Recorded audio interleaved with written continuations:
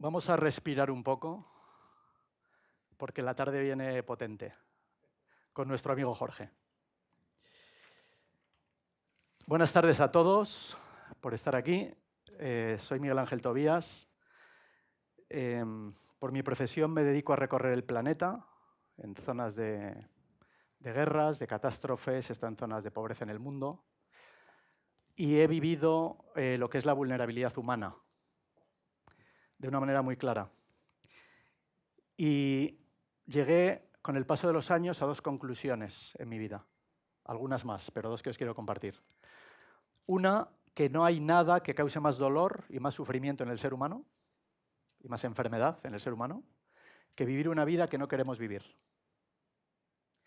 Si fuéramos sinceros, toda la población mundial, creo que la cifra está más o menos en un 80, 85, 90% de la población que vive una vida que no quiere vivir.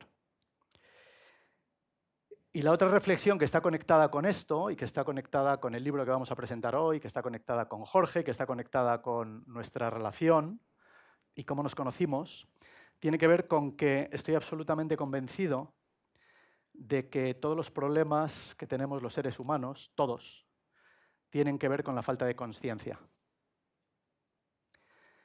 En este momento en el planeta estamos viviendo, de los 9.000 millones que somos, o 8.500, o 9.500, o estamos conviviendo personas con 6 niveles de conciencia diferentes. Esto es muy importante entenderlo. ¿Por qué? Porque nadie puede actuar ni pensar de una manera más elevada al nivel de consciencia en el que esté. Ninguno de nosotros. Por lo tanto, quizá deberíamos pensar que la forma de poder actuar y pensar de otra manera y tener una vida con propósito y ser capaces de acercarnos lo más posible a esa vida que nuestro corazón nos dice que querríamos vivir, sería elevando el nivel de consciencia. La primera vez que Jorge y yo tenemos una historia muy divertida, es como los amantes que se han buscado durante años. Nos escribimos durante años, hace años, oye, tenemos que vernos, no sabemos ya ni por qué, ni para qué. Tenemos que vernos, tenemos que quedar, pero no sucedió. Y hace, no lo sé, quizá un año, más o menos, se dio este encuentro y el día que quedamos nos pusimos a charlar y estuvimos 5 horas hablando. ¿De qué? De la necesidad de un cambio de paradigma, de la necesidad de elevar el nivel de conciencia. Y es verdad que yo le hablaba mucho, ¿no?, de la consciencia desde un punto de vista no económico, ¿vale?, por decirlo de alguna manera.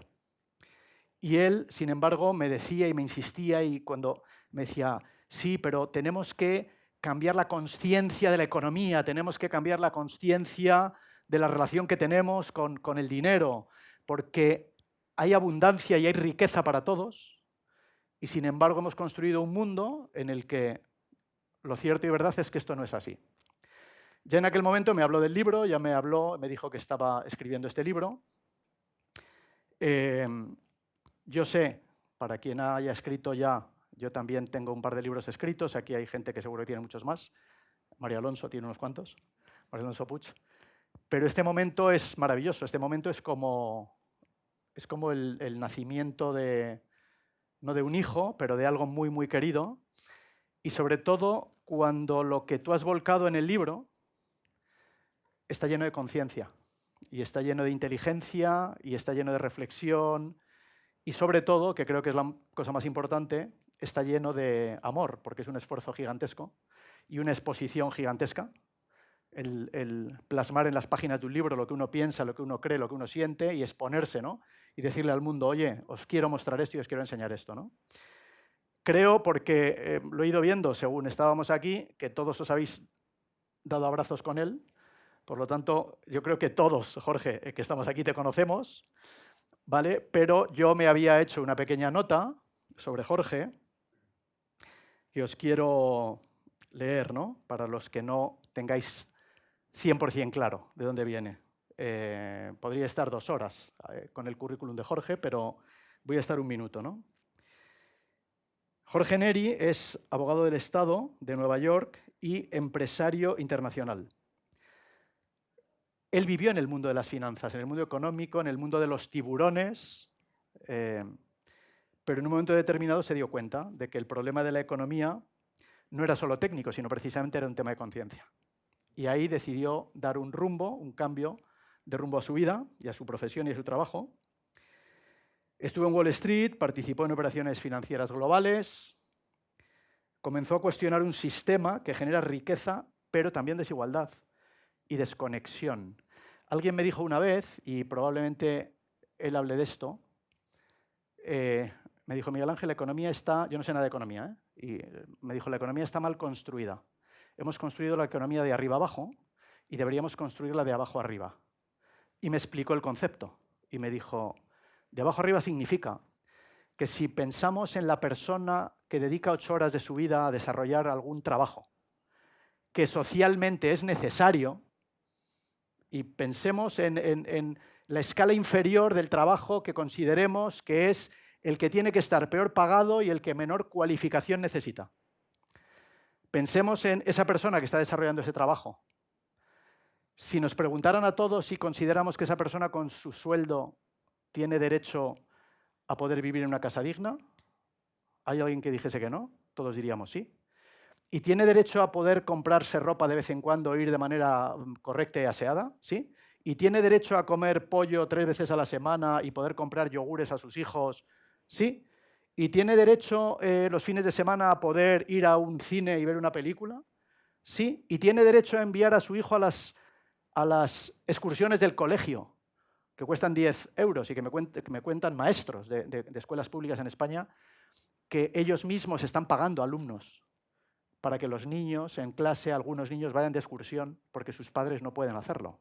Y todos diríamos, sí, sí, sí, sí, sí, ¿verdad? Bueno, pues cojamos un folio y un bolígrafo en cada sitio donde estamos viviendo en el mundo y echemos cuentas. Y entonces hacemos una suma de lo que eso cuesta. Y imaginaros que llegamos a la cifra, me da igual, llegamos a la cifra de 2.000 euros, aquí, en España. Pues debería ser fácil entender que el salario mínimo interprofesional, que el mínimo dinero que alguien debería cobrar por desarrollar un trabajo de 8 horas, 40 horas a la semana, que la sociedad necesita, debería ser eso. Y a partir de ahí, ir elevando el nivel económico, ¿no? Y los honorarios y el salario de la gente en función de su nivel de trabajo, ¿no? Entonces, Jorge ha pensado mucho, obviamente, en todo esto. Es el creador de un concepto, que es este de la economía de la abundancia. Yo me he leído el libro, he tenido la suerte de ser uno de los primeros que se lo ha leído. Claro, porque dices economía de la abundancia, él nos va a explicar ahora. Porque el truco está en decir, vale, ¿cómo es? Porque yo pienso, sin tener ni idea de economía, y digo, si puede haber abundancia para todos, y hemos dicho antes que la consciencia juega un papel importante, y todos se nos supone que somos suficientemente buenas personas como para querer que cualquier ser humano pueda vivir dignamente, ¿por qué no lo conseguimos, Jorge?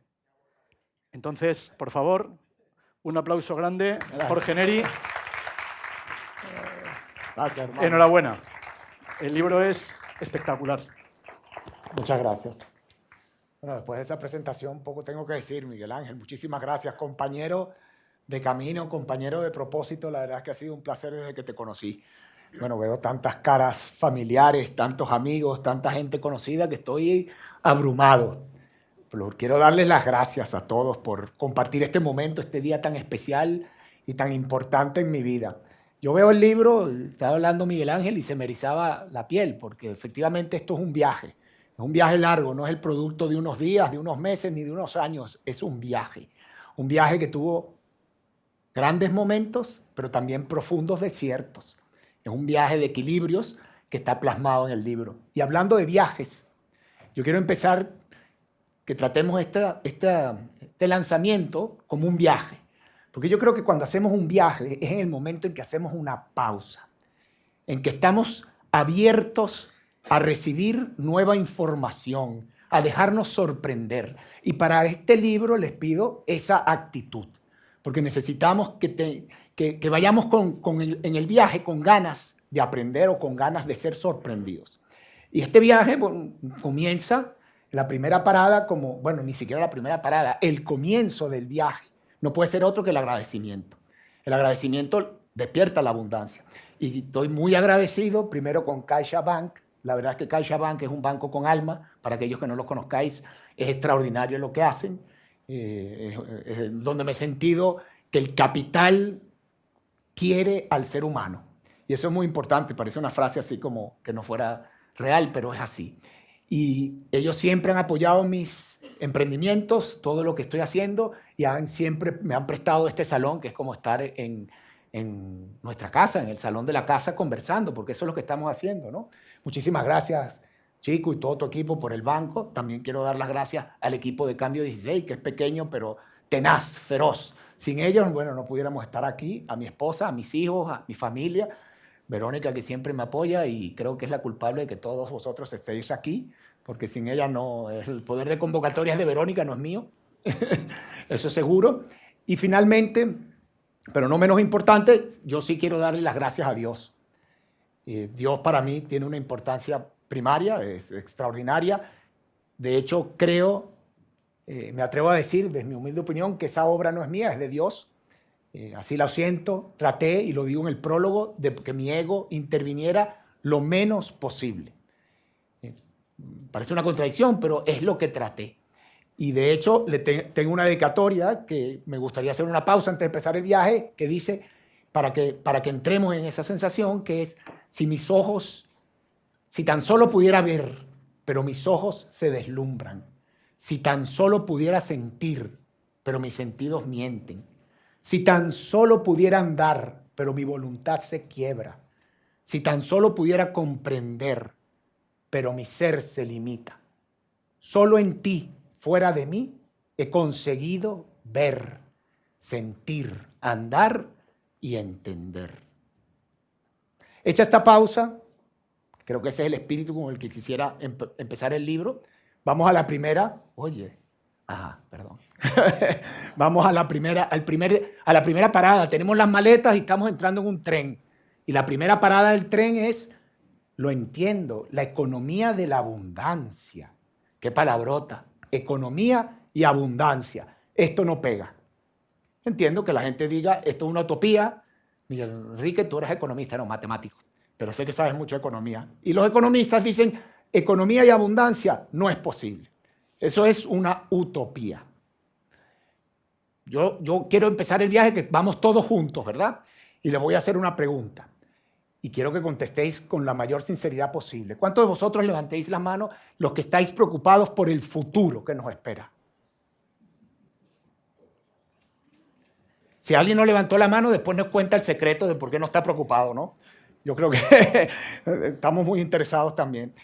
Es decir, todos estamos preocupados. Entonces, para mí, utopía o sueño es que la economía siga en la dirección que va y esperar mejores resultados.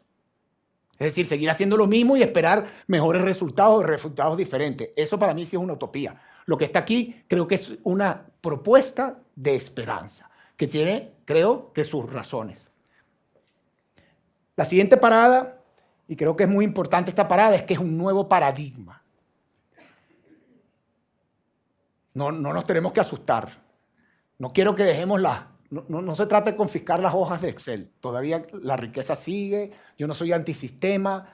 Yo no quiero que el sistema se rompa. Yo lo que quiero es que sea una propuesta de evolución. Capitalismo 2.0, 3.0, economía 2.0. Es dar un salto cualitativo y cuantitativo en el sistema para que funcione para nosotros, para todos, ¿no? Para cambiar la dirección hacia donde vamos. En este momento, yo, después de observar, porque esta propuesta, como dije, se viene construyendo muchos años, me di cuenta que el sistema no está fallando. El sistema está produciendo los resultados para los cuales, exactamente los resultados para los que fue diseñado. No está fallando. Yo al principio me puse a ver los problemas, y que todos conocemos: desigualdad, agotamiento, desconexión, ansiedad, estrés. destrucción de la naturaleza, pérdida del sentido. Claro, yo veía esos problemas y decía, es que tenemos que resolver estos problemas y me enfocaba en los problemas. Y después entendí que esos son síntomas de una enfermedad y que cuando un sistema produce esos síntomas de forma generalizada, porque estamos todos preocupados, imagínense, como si estamos todos preocupados es que esos síntomas nos están devorando. Cuando un sistema produce esos síntomas de esa manera, quiere decir que el problema quizás está en su raíz, en su diseño. ¿Y por qué digo esto? Porque la definición, cuando estudiamos economía, la definición, el paradigma que existe hoy en día de la definición de economía, es que es la ciencia social que estudia cómo gestionar recursos limitados, escasos, para necesidades humanas ilimitadas. Es decir, ahí ya se tensionó, ya ahí uno se asusta, dice, oye, hay pocos recursos para mucha gente. Ah, bueno, ya está, entonces sálvese quien pueda. Todos empezamos a pelearnos los unos por los otros, porque esa es la definición de economía hoy en día. ¿Cómo gestionar recursos limitados para necesidades humanas ilimitadas? Bueno, ese paradigma es el que yo digo, se acabó. Yo creo que ese paradigma no es correcto. Hay suficientes recursos para que haya suficiencia como mínimo para todos y en una etapa posterior abundancia, pero dentro de lo que decía Miguel Ángel, dentro de una nueva conciencia. Bajo la conciencia que estamos operando seguramente no va a haber suficiencia ni abundancia. Seguimos en el paradigma de la escasez. Brevemente, porque creo que Miguel Ángel habló mucho, pero sí aquí quiero mencionar esta parada, mi experiencia, por qué me atreví yo a hacer esto. Y efectivamente mi propuesta no nace ni del rencor, ni de la rabia, ni del resentimiento contra el sistema, nada que ver. Más bien me sumergí en el sistema, adopté su lógica y competí dentro de él y con cierto grado de éxito. Por consiguiente, no tengo ningún resentimiento, pero sí pude ver desde la experiencia las grietas del sistema. Esas grietas del sistema que son nuestras grietas. Son las mismas grietas. El sistema no es algo externo, el sistema somos nosotros. Ese sistema lo construimos nosotros, nuestras grietas son las grietas del sistema. Y después de muchos años de un proceso de crecimiento personal extremadamente importante, llegué a empezar a ver respuestas. Yo creo que en el currículum del futuro tiene que ir en el mismo nivel de importancia tanto la capacidad profesional como la capacidad humana, ese crecimiento personal del que tanto habla Mario. Creo que eso es parte de esa abundancia, que los dos elementos estén al mismo nivel de importancia. Quiere decir que el libro nace de ese cruce, de un cruce de entender el sistema y de poder con mi crecimiento personal ver respuestas. No es una teoría abstracta, es una teoría de la experiencia. Ahora llegamos a una estación muy bonita y muy curiosa, ¿no? Que es, ¿cuáles son las emociones del sistema? Porque ahí es donde empecé a entender ciertas cosas, ¿no? El sistema actual, como parte de la escasez, es que parte del egoísmo de la escasez, pero nos están diciendo los economistas es que no hay recursos suficientes. Entonces, las dos emociones que dirigen, que gobiernan la economía actual son el miedo y la avaricia. El miedo es un elemento de sometimiento para mantener a la gran mayoría dormidos, cumpliendo sus labores y no permitiéndoles realizar los sueños, y la avaricia para que unos pocos, o unos cuantos, puedan competir ferozmente, acabar con su competencia y acumular ilimitadamente. Esas dos emociones son las principales del sistema y esperamos resultados positivos, pues no. Con esas emociones es imposible otro tipo de resultado. De hecho, yo me pregunto, hagamos este ejercicio muy fácil internamente. Si en vuestra familia siembráis odio, división, separación, competitividad, ¿será esa familia bonita, unida, colaborativa? ¿Se ayudarán los unos a los otros? No, ¿verdad? La respuesta es imposible. ¿Cómo podemos tener unos valores, unas emociones que gobiernan a la familia y unas emociones bajas en el sistema económico? Cuando esas emociones bajas son las que gobiernan el sistema, los resultados no pueden ser otros que los que estamos sintiendo. Desigualdad, destrucción, ansiedad, pero es que es normal. Si todos llegamos al sistema de una manera emocionados, con ganas de crecer, porque el crecimiento es como una cosa innata del ser humano. Llegamos con ganas de expandirnos e inmediatamente el sistema nos limita. O sea, aquí hay limitaciones. O te metes por este camino o nada. Yo les cuento brevemente porque son cosas que uno va descubriendo con el tiempo. Cuando yo empecé en Nueva York, yo me acuerdo que yo iba a negociar y un mentor, que hizo un gran capital obviamente, siempre me decía, Jorge, ¿para qué quieres hacer un programa de negociación? ¿Para qué vas a perder tiempo? La economía es muy fácil, las negociaciones son muy fáciles. Tú tocas el miedo y después la avaricia. Y la avaricia siempre gana, más nada, eso es lo más simple que hay. Y me decía, hazlo una y otra vez y ya vas a ver cómo vas a lograr tus objetivos. Efectivamente, yo lo hacía una y otra vez y los objetivos se lograban, pero no me daba cuenta hasta mucho después. Ah, pero es que esto es lo que está destruyendo, esto es lo que nos está destruyendo y comiendo por dentro. Claro, es que eso no pueden ser las emociones que gobiernen una economía. Hemos construido una economía con una visión extremadamente limitada del ser humano, desde el egoísmo de la escasez, donde solo es posible ganar si otro pierde. Y solo puedo ganar mucho si muchos pierden, incluyendo la naturaleza. Pues por supuesto, ahí no hay abundancia, ahí seguimos en la escasez.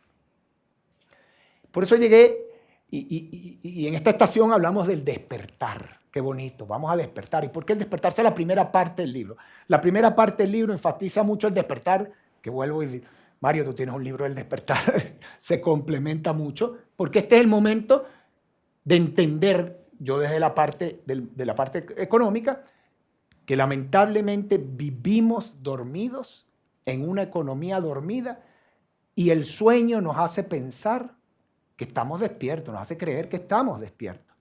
Pero no es verdad, entramos en la economía, todos los días estamos actuando con la economía sin entender que esto está pasando todo el tiempo. Que nosotros con una compra, cada vez que compramos, alimentamos un sistema de destrucción y escasez o podemos empezar a alimentar un sistema de abundancia. Esas son las cosas que vamos a ir viendo, porque ahí está la decisión, porque la abundancia no es nada más tener más dinero. Es como dice aquí, es vivir mejor, es crear valor sin destrucción, es prosperar sin deshumanizar, es crecer sin perder el alma, es generar bienestar para las personas, la naturaleza, para la sociedad en general. Y lo que sí está claro, que quiero que en esta parte por lo menos todos lo asumamos, es que no vamos a crear abundancia desde el miedo y desde la avaricia. Desde el egoísmo es imposible. Eso sí, ahí sí estamos en recursos limitados. Por cierto, se me olvidó mencionar que en el término de que sí es posible la abundancia para todos, porque hay muchos escépticos, ¿no? Muchos críticos dicen, no, no es posible la abundancia. Y yo digo, bueno, parémonos a ver en un momento, imagínense que ahorita estamos en el viaje y vemos una selva. Yo he estado en selvas y hay que ver que en las selvas todo es abundante. Todo, hay de todo. Es que hay de todo.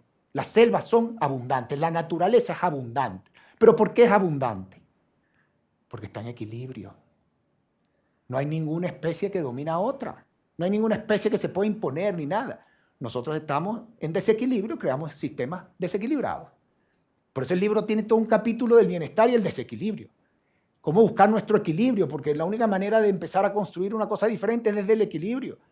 Y la segunda, para aquellos escépticos, porque hay muchos que van a decir, no, Jorge, pero perdón, somos 8 o 9 billones de personas en un planeta finito. No es posible la abundancia porque los recursos no dan para 9 billones de personas. Y uno puede decir, oye, esa lógica está buena, puede ser. Pero resulta que tengo otro ejemplo. Nos vamos al cuerpo humano. El cuerpo humano, que es un organismo finito y frágil, hay que ver, todos sabemos que es frágil, de nada se enferma. Bueno, ese organismo convive con aproximadamente 38 billones de bacterias. Casi 2 kilos de peso son esas bacterias. ¿Y por qué no nos destruye? Porque esas bacterias trabajan en armonía con nosotros para nuestro bienestar. Entonces, ahí es donde está la clave.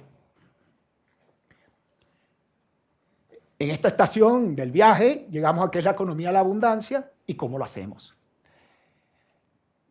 ¿Qué es la economía de la abundancia? Es como dice en la portada, rediseñar la economía para pasar para pasar del egoísmo, de la escasez, al bienestar de las personas y de la naturaleza, desde una nueva conciencia. Ya sé que la frase es muy genérica y la vamos a ir aterrizando. En el libro está, la segunda parte del libro es el camino y explica paso a paso como propuestas iniciales, porque este es un camino que debemos construir entre todos. Yo creo que esto es el comienzo. Explica cómo puede ayudar, cómo los gobiernos deben ayudar, cómo las empresas deben ayudar, cómo las personas también podemos ayudar, y por eso, como estamos aquí personas en este momento, me he centrado entre esas grandes soluciones en una muy fácil. Fácil, pero difícil de ejecutar, que es identificar y premiar aquellos productos y servicios que beneficien, bienestar entre paréntesis, a las personas y a la naturaleza. Y restarle valor a aquellas que dañan. Parece fácil, ¿no? Pero no es fácil, porque vamos a imaginar un mundo donde vale mucho más aquello que sana que aquello que enferma, aquello que educa que aquello que distrae, aquello que une que aquello que divide, aquello que regenera que aquello que destruye. Yo creo que pudiésemos hacer toda una ponencia larguísima sobre la cantidad de ejemplos donde esa regla no se aplica. Maestros, lo dijiste, maestros, bomberos, policías, tantos ejemplos donde están no valorados y son indispensables para la vida, y una serie de profesiones o etcétera donde están descompensado el valor.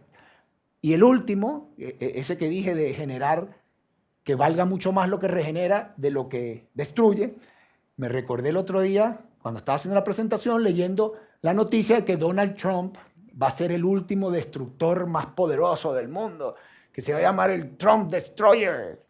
Y que uno se asusta y dice, no, con capacidad nuclear, ¿no? Sí, para acabar con el planeta. Y cuesta $14.000 millones.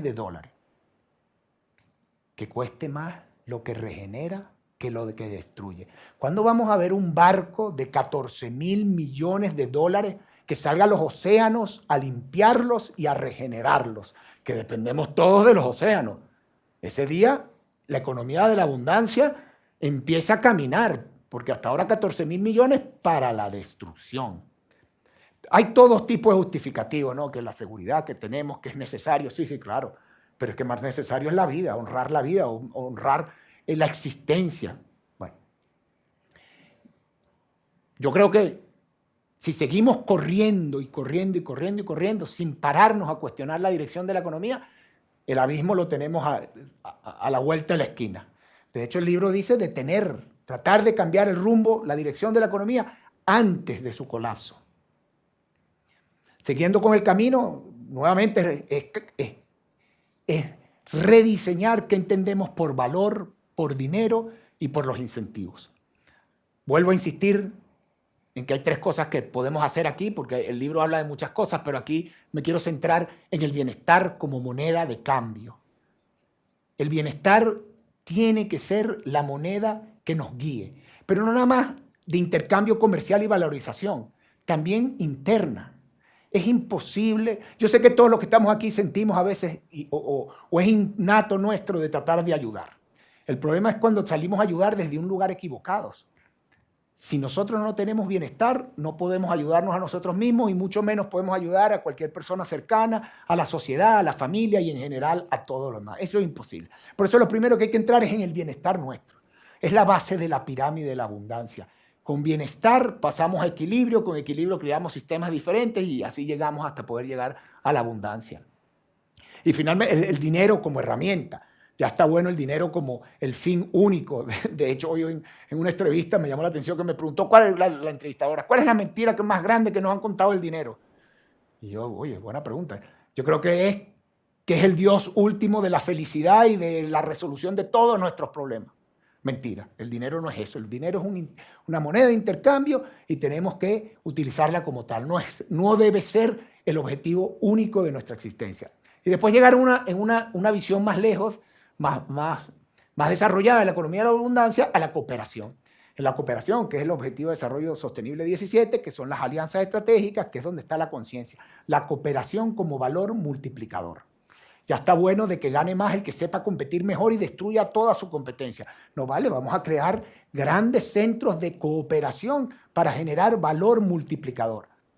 De hecho, la retroalimentación positiva ya en la ciencia lo probó. Cuando una especie agrega al ecosistema un elemento positivo, se le devuelve multiplicado. Eso ya está probado en la ciencia. Es lo mismo para la economía. Cuando empecemos a crear actos de cooperación en favor de todos, podremos llegar a un momento de abundancia. Brevemente, bueno, llegamos probablemente al destino donde todos queremos llegar, a la abundancia, ¿no? Yo creo que nadie, todos los que estamos aquí, todos queremos abundancia, pero abundancia de todo, abundancia de felicidad, abundancia de bienes, abundancia de relaciones, abundancia de amor, abundancia de todo. Pero eso es lo que tenemos que buscar, porque la economía de la abundancia no se puede crear si la mayoría de las personas estamos viviendo en una visión limitante o de escasez interna. Eso tenemos que superarlo. Ahí en el libro lo abro todo un capítulo de lo que es el autoconocimiento, la responsabilidad, la voluntad, la gratitud extrema, fluir, el propósito, la creatividad, el servicio, la esperanza, el amor. Por cierto, abundancia viene del latín abundare, que significa fluir en las olas. ¿Cuántas veces estamos chocando contra esa economía? ¡Pam, pam! Todo el tiempo. Tenemos que empezar a despertar nuestra abundancia, porque la abundancia personal no es un lujo individual, es el principio de la abundancia colectiva. Porque ahora, yo creo que el momento histórico así lo requiere, así lo demanda. Si queremos seguir viviendo en un planeta hermoso como el que tenemos y de una forma mejor de la que nos dejaron nuestros padres y de una forma armónica, en consonancia y que todos estemos en algún nivel de bienestar, el momento es ahora. Creo que yo no me voy a extender en qué tan tensionado está el sistema y en qué momento histórico estamos, que todos sentimos que esto puede explotar en algún momento, que estamos pendientes de un hilo. Entonces, bueno, no perdemos nada con intentar otro camino, ¿no? Necesitamos una economía regenerativa, no extractiva. Estamos en momentos del despertar de la conciencia.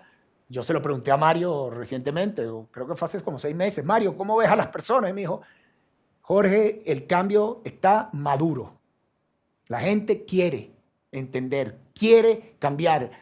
Y yo lo que vengo a proponer es, cuando cambies, cuando despiertes, cuando tengas preguntas y estés incómodo ya con lo que estás viviendo, aquí hay un camino. Aquí hay un camino que nos involucra a todos. Porque sí, el poder está en nosotros, en la compra, en el voto, en nuestras acciones. Ahí es donde está nuestro poder, ahí está donde nosotros podemos empezar a cambiar el sistema desde ya. Porque el dinero es el motor. Lamentablemente, si la economía no la cambiamos, el proceso del despertar de la conciencia y que llegue a todos es muy lento. No sé si el tiempo nos dé. El dinero sí, porque todas las mañanas millones de personas, todos nos levantamos a procurar el dinero. Pero lo que pasa es que el dinero, a lo que entras en el dinero te mete en un círculo vicioso de competitividad, de egoísmo, de una serie de elementos negativos y estás alimentando ese sistema. Pero ¿qué tal si el dinero empezamos a darle sentido? Y le empezamos a dar a ese dinero bienestar y le empezamos a dar una dirección clara hacia el bien común. Bueno, entonces empezamos a entrar con la posibilidad de expandirnos y de ayudar a los demás y de ayudar a que esta economía funcione y dejarle un mejor planeta a nuestros hijos. Las nuevas generaciones creo que nos lo reclaman. Ellos están todo el día en sufrimiento y mostrándonos que no aceptan más este sistema que les dejamos. No lo aceptan. Ellos quieren tener propósito, sentido, quieren saber por qué van a trabajar, si van a ser más felices o menos felices. Todo esto, por cierto, todo esto, además creo que es una gran oportunidad económica, es la nueva ola de riqueza, por lo menos así lo veo yo. Está empezando. Aquellas empresas que no inviertan en el bienestar de sus trabajadores definitivamente van a perder capital, sus KPI se les van a ir al piso, porque la gente no va a ir a trabajar ahí. Ya tienes que empezarte a preocupar por lo menos por el bienestar de tus empleados, pero eso todo tiene que ser una ola expansiva en la economía. Tiene que empezar a extenderse para que funcione. Bueno, y para terminar, porque ahora voy a hacer una conversación de preguntas, Me encanta que Chico me pregunte y lo aterrice y me diga, no, esto no funciona. ¿Qué está pasando? ¿Dónde vamos a llegar? Tratemos de, todos aquellos que vais a leer el libro, no lo vean como unas respuestas definitivas. Véanlo como algo que enciende una llama y que tenemos que construir entre todos. Por eso es You Are My Hope. El libro tiene You Are My Hope. Tú eres mi esperanza, cada uno de vosotros. Cada persona, la esperanza está en cada persona dispuesta a cambiar y a despertar. En cada organización dispuesta a evolucionar hacia esa nueva economía. En cada institución que decide fomentar y crear la vida. Pero el cambio es ya. Las oportunidades están allí también. Porque así como he hablado de cosas negativas, acá estoy viendo muchas invenciones que ya empiezan a ser valoradas así. Traigo un ejemplo rápido y con esto cierro, que me parece muy ilustrativo. 2 chavales en Holanda que decidieron emprender en el cemento. Si me hubieran preguntado, yo le hubiera dicho en el cemento. Pero el cemento es una industria dura en capital, tradicional, complicada, los monopolios, etcétera. Le hubiera dicho, cuidado. Bueno, los chavales, gracias a Dios, no me escucharon. Y ellos hicieron un cemento que mezclaron con material orgánico y lo convirtieron en el Moss Cement, el cemento del moho. Y ese cemento lo están poniendo en fachada, sale un verde espectacular, ese verde absorbe el CO2, el tratamiento de agua en las ciudades mejora y los chavales ya llevan 600 millones de euros en levantamiento de capital y no se dan abasto de la demanda. Es decir, empezamos a entender que la naturaleza tiene que volver a las ciudades, que eso es lo que necesitamos. Entonces, sí estamos empezando a crear una economía de bienestar. Y para cerrar, lo que le quiero decir es que la abundancia, ese destino final, es algo innato a todos nosotros. Eso está en nosotros. Es innato, señores y señoras. Pero la responsabilidad es de cada quien despertarla y activarla. Esa sí es tu responsabilidad. Trabaja en ella, porque ahí vas a poder ser un factor más y una persona más. En el final del capítulo del despertar tenemos actores del cambio, maestros del cambio, héroes del cambio, y puede ser cualquiera de ellos. Cualquiera funciona. Bueno, muchísimas gracias y vamos a pasar a las preguntas. Oye, qué sabroso sentirse aquí en casa. Te ayudo. Gracias.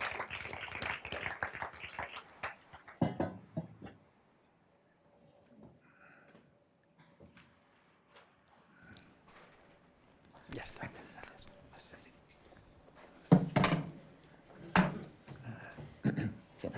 Sí.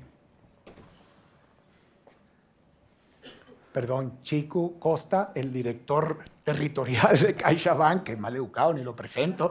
Esa es la emoción, no se crean que no hay. Y amigo. Y muy buen amigo, sobre todo. Muy bien. Bueno, lo primero es agradecerte que esta exposición de este libro y todo lo que nos cuentas lo hagas desde nuestro espacio. Nuestro espacio, que es un espacio abierto, es un espacio que llamamos Ágora, que es para que se presenten este tipo de proyectos innovadores que tienen un impacto social y que intentan generar cambios. Por tanto, esto, aunque no lo creáis, es una oficina bancaria. Es una oficina bancaria en la que gestionamos 25.000 clientes y que en un momento determinado, cuando se creó, era la oficina más grande de Europa. Pero no lo parece. Parece que es un espacio de conocimiento, etcétera, que es lo que intentamos que sea, ¿no? Lo es. Por tanto, te lo agradezco que presentes este proyecto tan importante aquí. Yo me he leído el libro y el libro me ha gustado mucho. Eso es lo más importante. Te lo dije ayer porque si no también te lo hubiera dicho. El libro me ha gustado. No es un libro al uso, no es un libro que se lea rápido. Yo diría que es más un manual porque es muy profundo, tiene muchas referencias e intenta lo que hemos comentado, generar un cambio, ¿no? Tú ayer, que tú y yo hablamos ayer, no hemos preparado nada, pero sí que me dijiste, oye, tenemos que conseguir que esto sea práctico, porque yo no voy a convencer a la gente de forma rápida. Tú aquí, si tienes algunas dudas, me las tienes que preguntar, etcétera. Por tanto, yo creo que puede ser, yo no soy entrevistador, soy Bueno, bancario ultracapitalista tampoco, no soy de banca de inversión, somos de una entidad que después comentaremos cómo es, correcto. pero tampoco soy un entrevistador. Por tanto, puede ser una charla en la que salgan cosas pues, interesantes como si no hubiera público. Vale. ¿De acuerdo? Me encanta. Entonces, si te parece, no has hecho referencia a la inteligencia artificial. Y estamos en un momento en el cual parece que hemos entrado en una revolución incluso más importante que la revolución industrial. El cambio que nos va a aparecer o que ya está surgiendo va a ser radical, absolutamente radical. Y habrá un periodo transitorio, como cuando pues, ocurrió la revolución industrial, que puede generar unos desequilibrios importantes, tanto en términos de empleo, como en términos económicos, como en términos de mentalidad de la gente. ¿Cómo impacta este momento en este cambio de conciencia que quieres hacer colectivo? Qué buena pregunta. Me gusta mucho, me gusta mucho. La inteligencia artificial, dos cosas que voy a decir. Uno, sí la menciono en el libro, la innovación al servicio de la humanidad, ¿no? Y creo fielmente, y estamos trabajando en ello, no voy a desvelar el proyecto, una IA que ayude a la toma de decisiones conscientes, ¿no? Y que ayude a las personas en su proceso del despertar de la conciencia. Creo que la IA, una IA bien formada, pudiese ser un factor de impulso extraordinario, ¿no? Creo, y es lo que yo percibo, que la inmensa mayoría de las personas estamos en dolor, estamos en sufrimiento, no sabemos cómo gestionar las emociones y el sistema en el que estamos y cada vez más angustia, ¿no? Que nos van a votar, que la IA va a crear riqueza y yo me quedo fuera de todo esto y este paradigma no es para mí. Y creo que una IA que vaya al humano va a ser interesantísimo.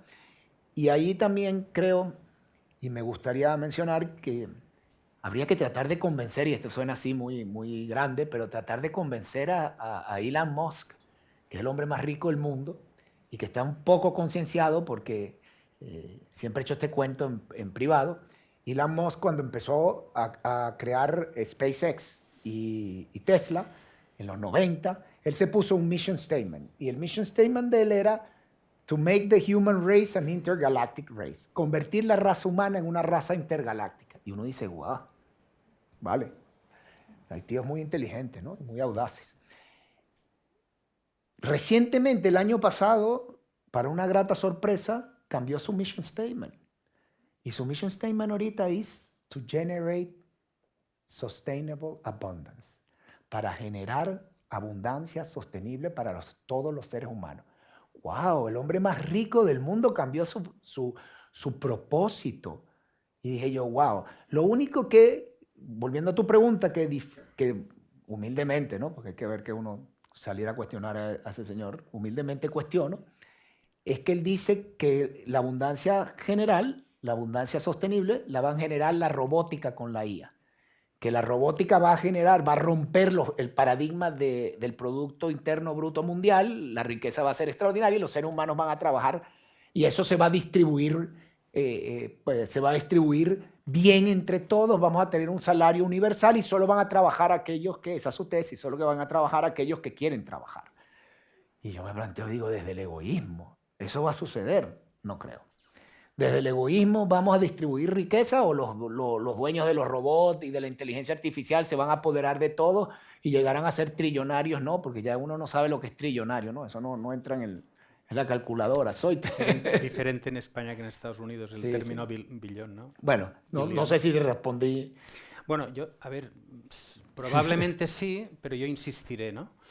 Insistiré porque hay un experto en España que se llama Pep Martorell, que es un físico y doctor en informática, que fue director adjunto del Centro de Supercomputación en Barcelona y que ha estado pues, revisando y llevando a cabo proyectos con un supercomputer que se llama Mare Nostrum, y entonces es un especialista que hace una serie de conferencias y él nos comentaba hace poco que pueden pasar una serie de cosas.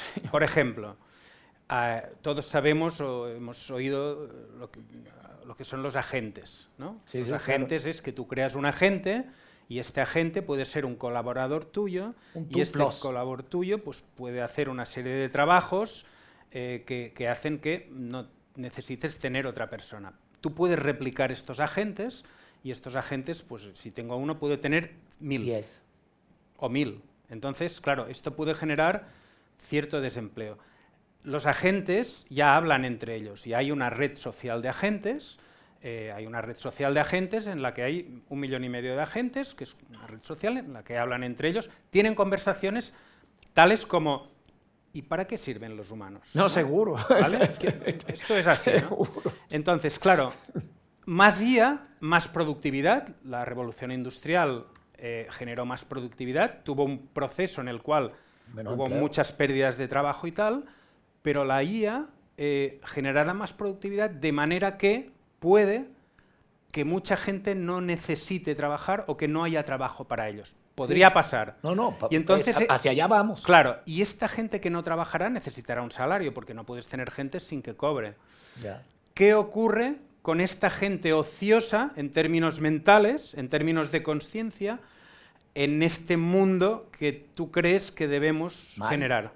Yo lo veo terrible. Es que lo que creo es... Por eso creo que todos estábamos preocupados. Cuando levantamos la mano es la inmensa incertidumbre que tenemos enfrente. Ya la redistribución de la riqueza es mala. Ya partimos de la escasez. Si encima le agregas la IA, Meta acaba de votar al 10% de su plantilla laboral porque ya la inteligencia artificial es más eficiente y por supuesto que cuando yo escucho a Elon Musk decir que la robótica, que la inteligencia artificial va a crear riqueza ilimitada para todos, digo, no, pero aquí están votando a gente. Aquí no están creando riqueza, aquí quiere más eficiencia económica y menos conciencia. Entonces, ahí es donde el paradigma de la economía de la abundancia, o lo empujamos y le decimos, no, pero no es riqueza compartida, no es riqueza. ¿De qué sirve? Está bien, votaste al 10%, eres más eficaz, tus accionistas ganan más cada vez. ¿Está bien? ¿Y qué vamos a hacer con todos estos seres humanos desempleados, frustrados?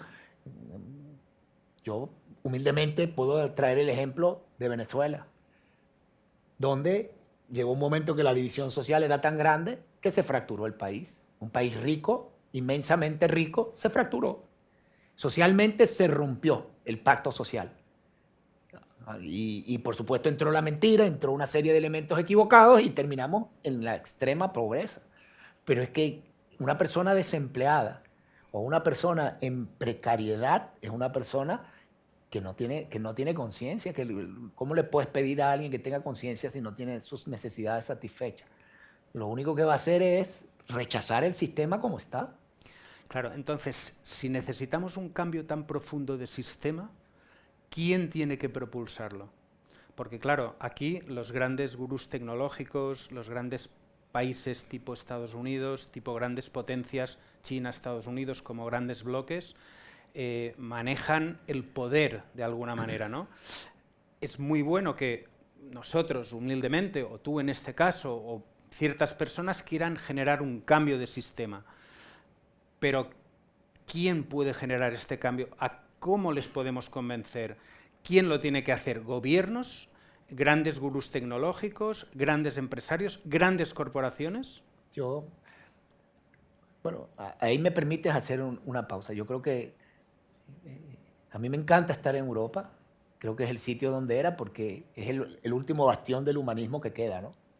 Y Europa tiene una extraordinaria oportunidad de competir, lo llamamos sostenibilidad, pero la sostenibilidad la han maleado mucho, pero competir en la creación de una economía que funcione desde el humanismo. Ahí tenemos una ventaja competitiva. China no está allí, Estados Unidos no está allí, nos dejó un gran espacio para enseñar al mundo. Yo creo que vienen crisis donde tenemos esa gran oportunidad. Los gobiernos, por supuesto que el libro lo menciona, como los gobiernos, las empresas, las instituciones tienen que cambiar, pero el poder, y espero ojalá lleguemos a ver, el poder reside en nosotros, en cada uno de nosotros que esté consciente y que verdaderamente construyamos algo juntos que funcione para todos. No va a haber guía, no hay nadie, somos nosotros. Si estamos esperando que lo construya un extraterrestre, bueno, no. Es en nosotros, es en lo que escogemos, en lo que hacemos, en la compra de productos de cercanía, en apoyar a una persona que está haciendo trabajos manuales cerca. O sea, ahí es donde está el cambio. Yo creo que es un cambio que se construye desde abajo hacia arriba. Difícil lo veo de arriba abajo. ¿Y cómo crees que podemos convencer a las empresas para que entiendan todo esto que estás diciendo? O te diría, iría más allá. ¿Es necesaria una gran crisis, una guerra, una catástrofe para que nos demos cuenta de lo que estás pidiendo? En el libro digo que los dos últimos ejemplos del despertar de la conciencia colectiva, uno es consecuencia del otro. El primer gran despertar de la conciencia que yo puedo ver en el libro fue con la firma de la Declaración Universal de los Derechos Humanos. Y esa firma de la Declaración Universal de los Derechos Humanos, que antes los seres humanos no teníamos derechos universales, sucedió después de la Segunda Guerra Mundial, claro. Después de la Segunda Guerra Mundial, los seres humanos dijimos, casi nos matamos. No, hay que darle unos derechos universales a la gente. Y de ahí, como gran despertar de esa conciencia, fue la Unión Europea, para dejar de pelear y tal, y para generar prosperidad en conjunto. Eso fue un gran momento histórico, pero todo es producto de una catástrofe. ¿Tenemos que esperar la catástrofe? Esa es una gran incógnita. Eso parece, ¿no? Porque es una gran incógnita. Si vamos a despertar de manera voluntaria o es una catástrofe la que nos va a impulsar los que queden a construir un modelo diferente. Incluso, mira, yo te pongo un ejemplo. Hace poco la Cruz Roja nos entregó un premio a CaixaBank, del cual estamos muy orgullosos, ¿no? Y entonces la historia de la Cruz Roja es realmente extraordinaria. Y es porque en medio de una batalla, la batalla de Solferino, en la que pues, era una guerra entre franceses e italianos contra el imperio austrohúngaro, era austriaco, que era una guerra de independencia, pues un señor, Henri Dunant, que era un empresario, un businessman, quería tener un encuentro con Napoleón III para hacer un encuentro de negocios. Y entonces se encontró en medio de la batalla, en medio de un espacio en el que había 40.000 personas heridas y fallecidas. Y le generó un cambio de conciencia y vio que tenía que hacer algo porque nadie les daba ayuda, no había ni hospitales, ni clínicas, ni nada. Entonces fueron a un pueblo cercano y buscaron gente para que ayudara de cualquiera de los dos bandos. Y entonces se generó una ola de solidaridad y a partir de ahí escribió un libro, y este libro, que después obtuvo un Nobel, etcétera. Es verdad que murió pobre este señor, pero generó el gran proyecto de la Cruz Roja. Qué bonito. De nuevo fue en una catástrofe. Bueno. En un momento de crisis, en un momento de guerra, en un momento de... Es una pena que los humanos no seamos capaces en tiempos de paz, en tiempos de tranquilidad social, pues poder generar algo así. ¿Cómo puedes conseguir empujar más en tu propósito? Ya sé que son difíciles las preguntas. No, son muy buenas porque de hecho las hemos trabajado en Cambio 16, ¿no? Y internamente con Miguel Ángel, con todos los que estamos produciendo una serie de ficción que se llama Click, cuando haces clic y tu vida cambia. Y lo lamentable de la serie, y que va a ser muy jocosa, es que el despertar de la conciencia es siempre cuando tocas fondo. De todos, personalmente, es cuando llegamos a un momento de crisis y finalmente, para aquellos que somos creyentes, escuchas a Dios y escuchas sus señales y empiezas a cambiar y empieza tu vida a mejorar, pero tienes que tocar el fondo. Solo seres muy evolucionados vienen con eso, con esa conciencia, pero no quiero dejarlo en negativo todo, ¿no? En el libro también escribo una cantidad de ejemplos de personas que después de haber ganado millones, como el Patagón, que construyó un imperio de 3.000 millones de dólares. Yo me imagino que para construir un imperio de 3.000 millones de dólares tienes que ser muy avaricioso, tienes que gustarte mucho el dinero, tienes que estar apegado al dinero profundamente. Y antes de morirse, él transfirió todas las acciones a un fideicomiso y dijo, todos los beneficios de Patagón que es una empresa de ropa deportiva para el outdoor, la montaña, etcétera, para la excursión. Todos los beneficios van donados para la preservación del medio ambiente. Quiere decir que esa persona en algún momento del camino despertó y dijo, esto no va bien. Lo mismo, digo el ejemplo de CaixaBank, vosotros sois un ejemplo, la Fundación Caixa, que vosotros donáis 1/3 de vuestros beneficios a obras sociales. Y por eso me siento tan cómodo aquí, porque es capital humano.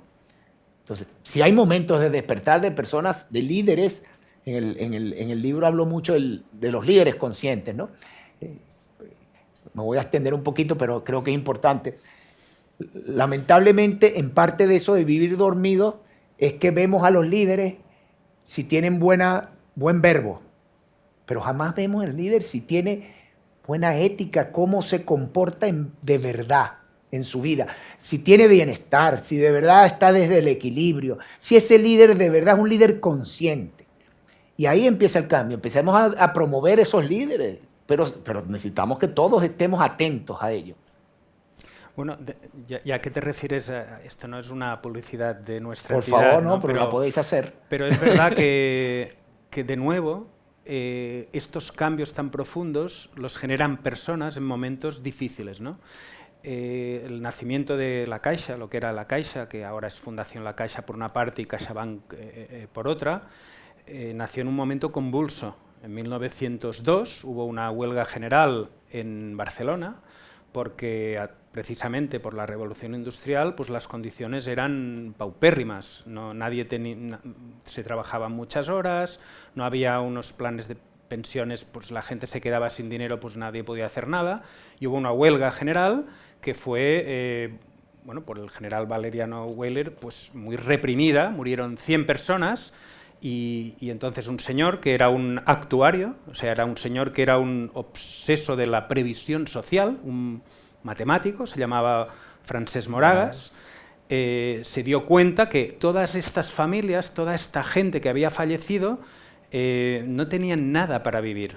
Y esto podía generar un gran conflicto social. Y generó un fondo, generó una caja para ayudar a estas familias y generó un sistema de previsión que después pues, se creó un órgano interno que era la obra social, en donde pues, se invirtió no solo para la previsión de estas personas, sino para bibliotecas, para la mujer trabajadora, para hospitales, clínicas, etc. Y esto ha devenido con lo que es ahora la gran entidad de la Caixa, que de alguna manera pues, cada año aporta a la sociedad 750 millones de euros. Bueno. Pero esto no lo sabe la gente. O sea, en esta misma territorio, estamos en Madrid.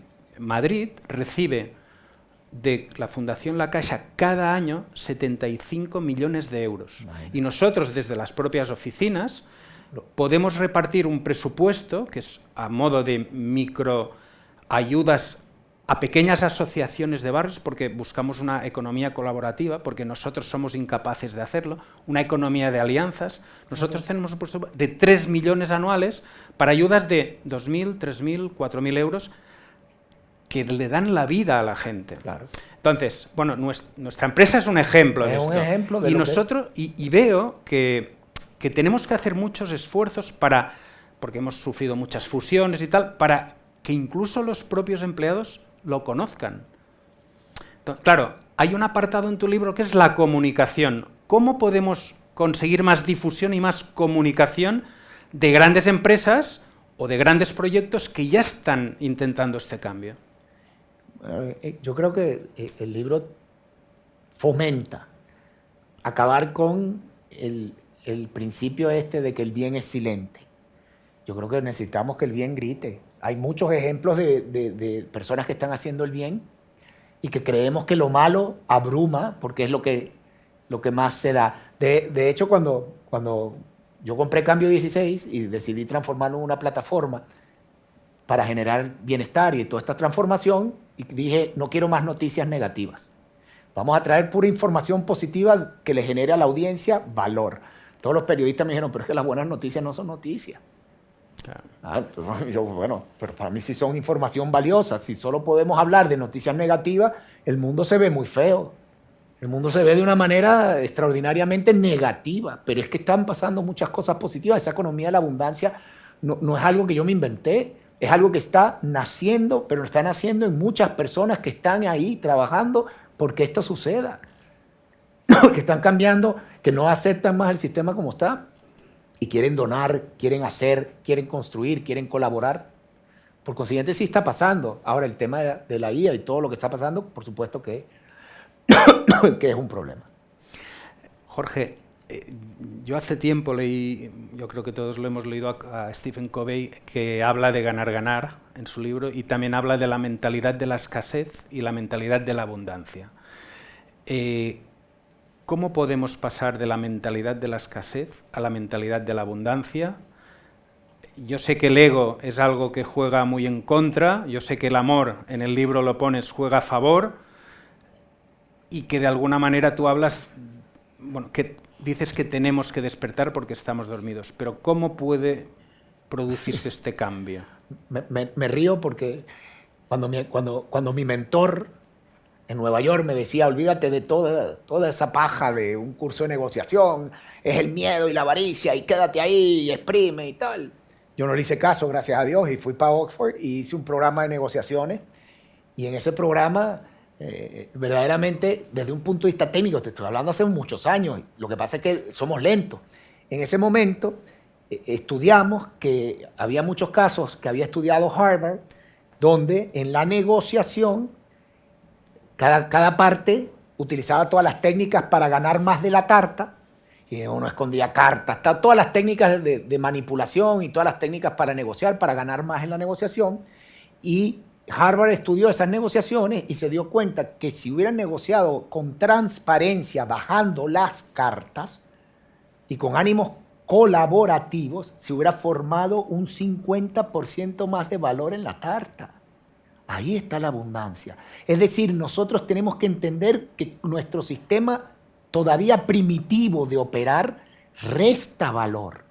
Si nosotros bajamos las cartas y estamos dispuestos a colaborar y estamos dispuestos a trabajar en armonía, en positivismo, en cooperación, mira, imagínate, la tarta crece, vemos espacios que no vimos de creación de valor.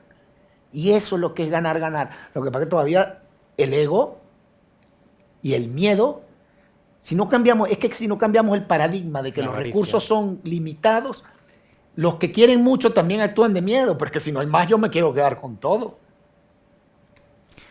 Sí, lo que pasa es que los recursos limitados, bueno, yo creo, usted que es economista, es una política muy malthusiana, ¿no?, de hace mucho tiempo. Podemos pensar que no son limitados desde este punto de vista, pero quizá deberíamos tener un acicate desde la propia educación que generara un cambio de mentalidad, ¿no? Sí. ¿Y tú ves al sector público focalizado para generar este cambio de la mentalidad de la abundancia, del ganar-ganar, de la conciencia, del impacto medioambiental? Yo veo a las personas. Sí. A las personas. De nuevo, el sistema nos está tensionando en sufrimiento. Entonces, si levantamos la mano, no voy a hacer esa pregunta, porque es más íntima. ¿Cuántos estamos pasando un momento sufriendo, o sentimos mal, o nos sentimos estresados, o nos sentimos con ansiedad?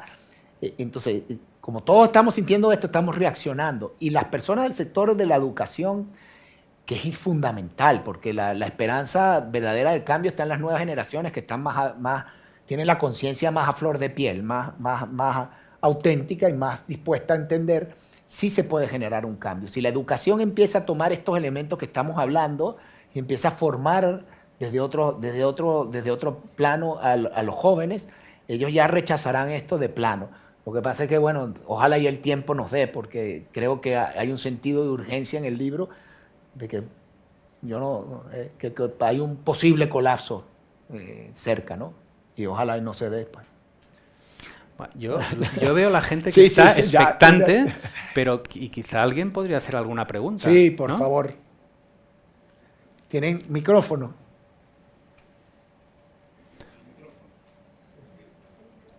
Hay micros.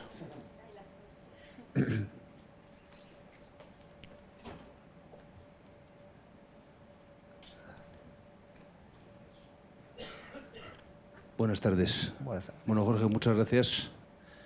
y muchas gracias por creer en el ser humano y en esa capacidad innata que tienen para hacer el bien. Yo me preguntaba si verdaderamente el factor de cambio está en cada uno de nosotros, en la persona, de abajo arriba, además de esa capacidad innata que tiene el ser humano. Yo que soy muy de KPIs. Me voy a poner un ejemplo, por ejemplo, de... Yo quiero adelgazar, por ejemplo. Entonces, oye, pues yo sé que si todos los días me puedo pesar y lo que estoy haciendo trae resultados, los puedo medir, es más fácil motivarse para seguir adelante. Si tú estás haciendo un esfuerzo, pero no puedes medir los KPIs, es difícil mantener esa constancia en el individuo. Entonces, mi pregunta es exactamente esa, fuera del tema innato del ser humano que tiene una capacidad innata de hacer el bien y también de hacer lo contrario. Hablando específicamente de este propósito, me parece un propósito muy bonito, ¿no? Y yo creo que todos estamos de acuerdo, ¿no? Pero, ¿cuáles serían los KPIs que deberíamos tener las personas para saber que vamos en el buen camino y que si nos hemos puesto un objetivo, lo vamos a conseguir? Muchas gracias, Jorge. Gracias por tu pregunta, porque en el libro tengo la contabilidad de la vida. Hay un capítulo donde hace una T completo de lo que suma a tu alma y de lo que resta. Y creo fielmente, porque lo he vivido, que en la medida en que lo vayas cumpliendo, vas a ver tu transformación personal. Vas a ver cómo ciertas cosas de ti van cambiando y van mejorando. Y si hay contabilidad, si hay forma de permearlo y si hay forma de medirlo, porque tu sufrimiento, tu presencia, tu estado anímico, lo vas a poder valorar. ¿Cuántas veces estás presente? ¿Cuántas veces? Arranco el libro diciendo que en los primeros años de mi vida estuve con mis hijos, pero estaba ausente, pensando en negocios, en dinero, y que después logré conquistar una presencia importante. Y eso ha cambiado mi vida. Entonces sí hay una contabilidad. Y desde el punto de los KPI de las empresas, también lo podemos hacer. Los métodos de valoración es que si entre todos pujamos, ya llegó el momento que entre la valoración de una empresa haya una partida más en esa hoja de Excel del bienestar, de cómo está la empresa, cuál es su impacto, una empresa de impacto. Hay fórmula. Lo que pasa es que nos tenemos que poner de acuerdo y tenemos todos que empujarla. Bueno, si no hay más preguntas, creo que podemos pasar a un cóctel. Sí, hay. No, Jorge, muchas gracias porque es muy interesante la presentación y leeré el libro con interés, pero te cuento una anécdota. La semana pasada estuvo Michael Bloomberg en Madrid y Michael Bloomberg llamó a su novia y le dice, oye, vamos a mudarnos a vivir a Madrid porque la esperanza de vida en Madrid es de 87 años. Es decir, abundancia, ¿no? Que hay una clara abundancia de vida o de lo que sea en Madrid que hace que la gente viva más tiempo, ¿no? Entonces, a lo mejor no tiene mucho que ver con esto, pero yo creo que uno de los problemas fundamentales del mundo es la inmigración. Michael Bloomberg se puede permitir venir a Madrid y disfrutar de esa abundancia si quiere. Y yo no sé si ese tema, que yo creo que es quizás, claro que está el tema de la IA, pero el tema de la migración yo creo que es el más preocupante del mundo, de la gente que quiere acceder a esa abundancia. ¿Cómo tratarías tú ese tema en tu teoría económica? ¿Cómo resuelves el problema de la inmigración en el mundo? No, la verdad es que no lo he tratado, el tema de la inmigración. El tema de la inmigración es un gran tema, pero no es la inmigración, es el planeta. Porque, ¿por qué migra la gente? Porque no está bien en su lugar de origen. Y los problemas medioambientales están profundizando los problemas de inmigración, las guerras están profundizando los temas de inmigración, pero todavía voy más. En mi humilde opinión, el mundo se está convirtiendo en un país del tercer mundo. Es decir, ultra ricos y la clase media cada vez y pobres. Pero ya eso no es nada más en los países del tercer mundo, eso empieza a pasar en buena parte de los países del primer mundo. Y eso lo único que hace es tensionar el sistema político y el sistema económico para peor. Yo creo que parte de la solución no es otra que empezar a trabajar por crear una economía que beneficie a todo el mundo. ¿A qué me refiero? Cuando tengamos solo millonarios, que se han hecho millonarios por beneficiar, por ayudar a las personas y a la naturaleza, empezaremos a romper el círculo, porque imagínate que sea orgullosísimo, soy millonario porque yo inventé esto en favor de las personas. Quiere decir que los seres humanos seremos destinatarios de la creatividad humana y la naturaleza también. Y ahí puede ser que empecemos a revertir un poco los grandes y enormes problemas que hay a nivel migratorio, porque son infinitos. No sé si, no tengo una respuesta fija para eso. Allí hay otra pregunta. Un chaval, eso es bueno.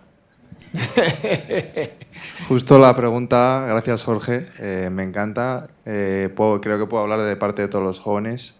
Yo me he sentido muy relacionado con todo lo que has dicho. La preocupación es real, es algo que yo puedo pensar todos los días. La pregunta más directa yo creo que va a ser ¿qué consejo nos das a los jóvenes? Que yo creo que podemos aportar mucho para poder hacer todo lo que estás intentando imponer en este cambio, ¿no? El mismo que le doy a mi hijo. Busca tu felicidad.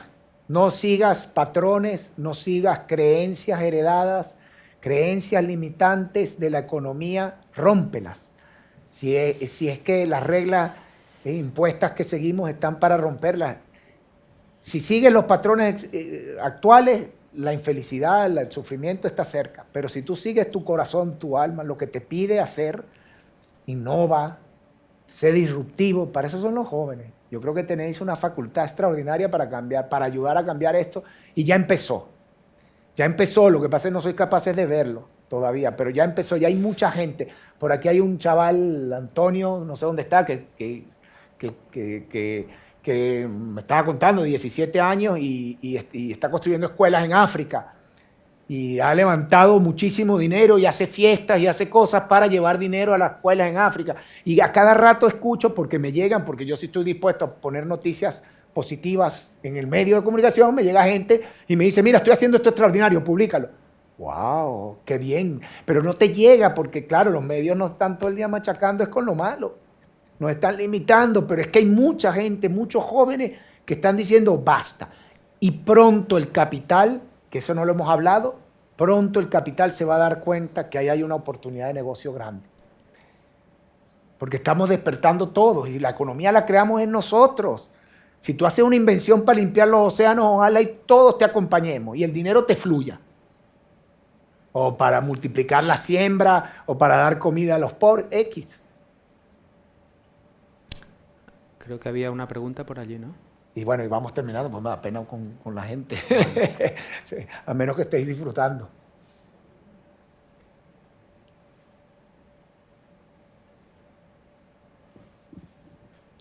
Buenas tardes, gracias. Gracias, Jorge, por tu presentación. Yo creo que los de nuestra quinta hay algún clic que nos está levantando y yo en mi micromundo, en mi microempresa, estoy empezando a hacer cositas. Con lo cual estoy muy de acuerdo con vosotros. Solo quería hacer dos reflexiones. Yo tuve oportunidad de estudiar en la Universidad Americana con una beca, no porque mis padres tuviesen dinero, y había un profesor de marketing que siempre nos decía everybody wants to go to heaven, but do you want to go to heaven? Todo el mundo quiere ir al cielo, ¿no? Pero para ir al cielo, ¿qué hay que hacer? Hay que morirse. Si no te mueres, no puedes ir al cielo. Yo creo que es muy aplicable a un poco lo que estamos hablando, ¿no? Cada uno tiene que entender cómo quiere llegar al cielo. Hay muchos caminos del cielo, ¿vale? Pero yo sí quiero hacer una reflexión y como vamos a ir a un cóctel, creo que esto va a dar un poco de juego. Es complicado que los particulares, los individuos, podamos funcionar solos sin los políticos. Y ahí es donde yo veo que está la tragedia. Tú vienes de un país que tenía que tener autopistas de oro y acabó en la pobreza más brutal con 9 millones de inmigrantes. La carga impositiva que tenemos fiscal en este país, en Europa, está en torno al 65%. Y una de las cosas que he hecho en mi empresa este año, porque moralmente creía que hay que hacerla, que no he inventado nada porque esto está inventado hace mucho tiempo, es dar comida a buena parte de nuestros empleados. Porque es que realmente es que no les llega ni tan siquiera casi con esa carga impositiva del 65%. O sea, haces números de gente que gana 60.000, que cuestan 85.000 y no cobran ni 30.000. Y después es mentira porque está el IVA, que es un 21%. Entonces, sin los políticos poder intentar que la abundancia se mueva es complicado, la verdad. Y ahí sí que es complicado. No soy muy optimista, porque el político al final es muy egoísta. Hombre, y tanto. Gracias por la reflexión, pero de nuevo, los políticos también actúan en base a la intención de voto. Ellos están viendo todo el día la intención de voto. Entonces, claro, si nosotros nos despertamos y tenemos una claridad, estoy hablando como sociedad, porque Venezuela colapsó como sociedad, no despertamos y no atendemos esos requerimientos y esas dificultades a tiempo, podemos colapsar efectivamente, pero el poder reside en nosotros. Yo sé que la esperanza en que yo tampoco tengo esperanza en que sea el político el que corrija la situación, yo tengo la esperanza en que juntos despertemos y que cada vez seamos más. Es que veo a Mario y para mí la esperanza está en él, que da conferencias todos los días a millones de personas, miles de personas, y se les llenan los auditorios y ahí está diciendo, señores, vamos a hacer algo mejor. Y ahí está la esperanza, porque vivir dormidos en una economía dormida y lo peor del sueño es que nos hace pensar, creer que estamos despiertos. Ahí arranca la raíz del problema. La gente que no lo ve. Bueno, muchísimas gracias, por favor, a todos. Vamos a pasar al cóctel, que tengo muchas gracias.